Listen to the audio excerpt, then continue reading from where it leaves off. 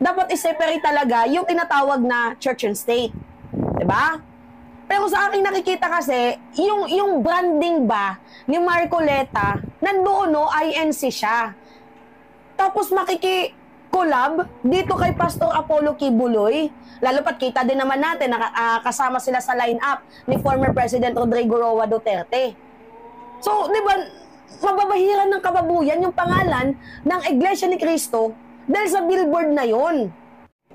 Mababahiran daw ng kababuyan ang pangalan ng Iglesia ni Cristo dahil sa viral na billboard kung saan nakikipag-collab si Congressman Marcoleta sa kay Pastor Kibuloy.